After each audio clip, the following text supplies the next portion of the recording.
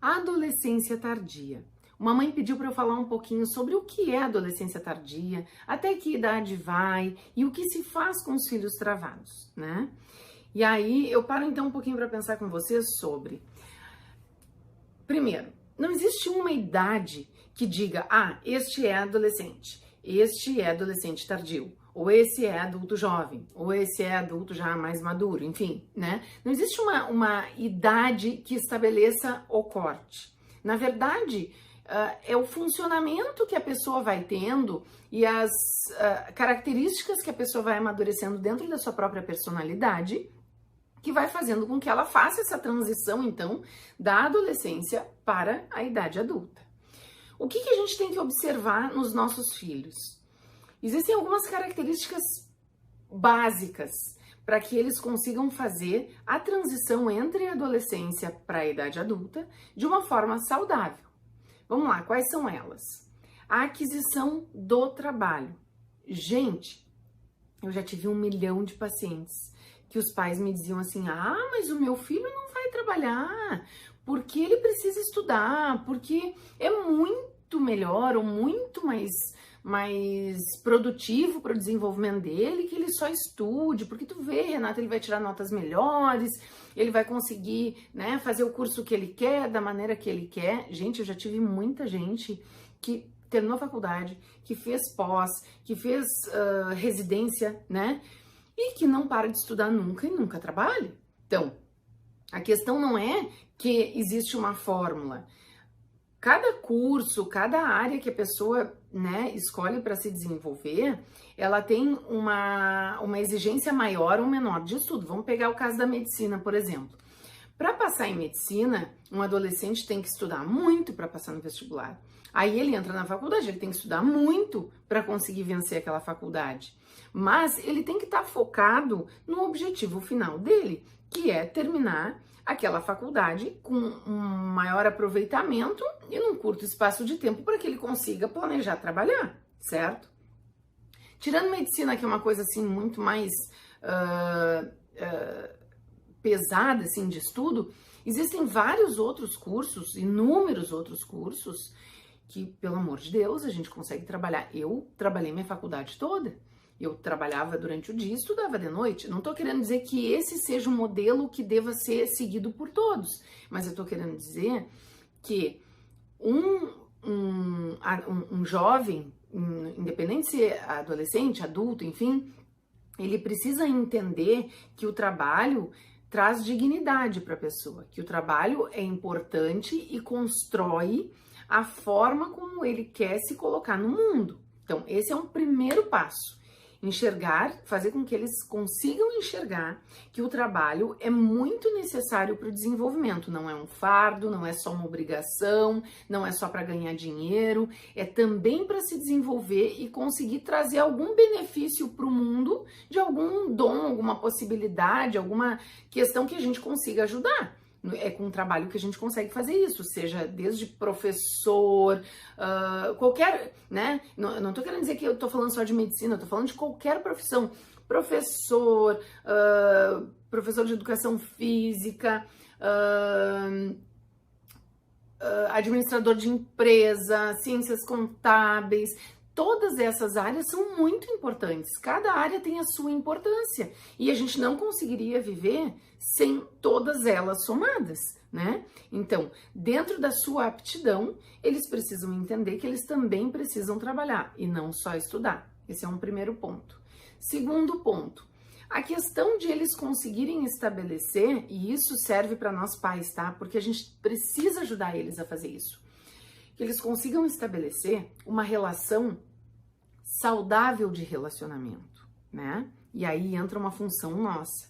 A gente precisa, a cada dia que passa, ir entendendo que os nossos filhos estão crescendo e permitindo com que eles usem a autonomia deles para construir a forma como eles têm de vida.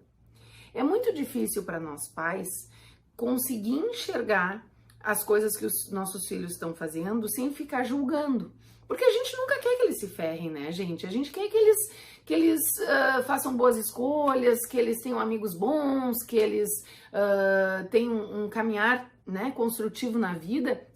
A gente não quer que eles escolham mal ou que eles tenham alguma consequência ruim ou drástica, mas a gente precisa deixar com que eles vão usando a autonomia deles para construir a vida deles da forma deles.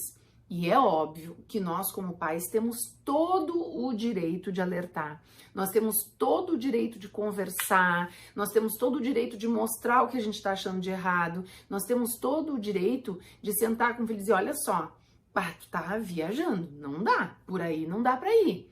Mas a gente precisa deixar a autonomia na mão deles. Isso é importante, essa é uma segunda questão. E a terceira questão, gente, é a questão da sexualidade. Ai, é tão polêmico isso, mas eu preciso falar o que eu penso. Quando a nossa geração namorava, a gente não tinha uma liberdade de sexualidade dentro da casa dos pais que fizesse com que a gente ficasse tranquilo sempre, entende? Hoje é muito comum um adolescente tardio ou um adulto jovem ter a liberdade sexual dentro de casa. Aí tem pais que me dizem assim, ah, Renata, mas eu prefiro que eles estejam dentro da minha casa, que eu sei o que eles estão fazendo, eu prefiro que eles tragam, né, que a menina traga o namorado para dentro de casa, ou que o menino possa trazer a namorada também para dentro de casa, para que eles tenham uma segurança maior, porque hoje o mundo tá tão inseguro, o mundo tá complicado, depende muito, né, da onde eles estão, tem risco de assalto, tem risco de várias coisas, né? Mas eu paro para pensar com vocês assim que tudo tem prós e contras, entende? O que faz um filho querer viver sozinho? O que faz um filho querer sair, alçar os voos próprios dele, casar, ou sair para morar sozinho, ou estudar fora, ou trabalhar em outra cidade? O que faz?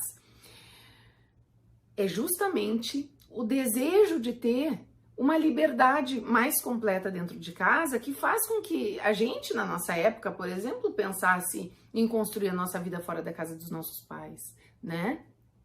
E hoje, uma das dificuldades que a parte social, né, que o mundo está trazendo para os nossos filhos, também é essa questão de que a desculpa social da violência, do perigo de droga, do perigo de várias outras coisas que os nossos filhos possam estar expostos fora da nossa casa, faz com que a gente permita que eles fiquem muito livres, muito liberados e muito tranquilos dentro da nossa casa. E é muito legal um filho estar feliz dentro da nossa casa, mas ele precisa ter um desejo de ter a casa dele, né? Claro que eu não tô falando isso para uma adolescência de idade mais baixa, assim, né? Mas um filho de 25, 30 anos, um filho de 30 anos tem que querer morar sozinho, né? Um filho de 30 anos tem que querer ter a liberdade do canto dele, tem que querer aprender a cozinhar alguma coisa, tomar uma taça de vinho mais tranquilo, uma cerveja, seja o que for, mais tranquilo dentro do espaço dele. E isso faz, né? É o desejo que faz com que eles vão se desenvolvendo cada vez mais. Tudo tem a contrapartida, tá, gente? Mas o desejo de crescer precisa estar instaurado neles para eles conseguirem decidir abrir mão de ganhos secundários, porque é muito melhor e muito mais fácil, muito mais cômodo estar na casa da mãe, não lavar roupa, não precisar fazer comida, não precisar se preocupar com regras e normas e funções da casa. Mas esse é só o ganho secundário, porque o que constitui o ser humano é a liberdade e a autonomia. Mas para tu ter uma liberdade e uma autonomia, tu tem que pagar por ela, tu tem que construir ela, tu tem que produzir dinheiro que banque ela, entende? Então, esses são os 3 pontos que a gente precisa observar nos nossos filhos para ver se a gente está ajudando ou atrapalhando eles no crescimento. Vamos de novo. Liberdade sexual tem que ter, a gente precisa conversar com eles, a gente precisa mostrar para eles os pontos positivos e negativos, mas eles não precisam usar a nossa casa com tanta liberdade, trazendo qualquer pessoa. Uma coisa é uma menina levar um namorado para dentro de casa. Outra coisa é ela levar um ficante. Ah, ficou um mês. Ah, tá, mas agora nesse mês trocou, no outro mês tá com outro, mas também leva para casa porque também tem liberdade.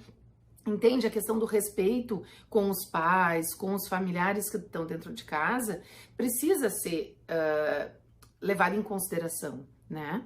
Então, essas coisas são coisas que a gente precisa prestar atenção para ver se a gente está ajudando ou atrapalhando. Tem que trabalhar? Tem que trabalhar. Ah, em algumas situações não consegue trabalhar? Beleza, a família ajuda, tá todo mundo junto, num projeto único que é o desenvolvimento do filho. Mas sempre que possível, é melhor eles aprenderem a trabalhar e aprenderem que eles têm que construir a vida deles, né? E, enfim, essas coisas eu acho que são bem importantes a gente ir pensando, beleza? Fica a dica.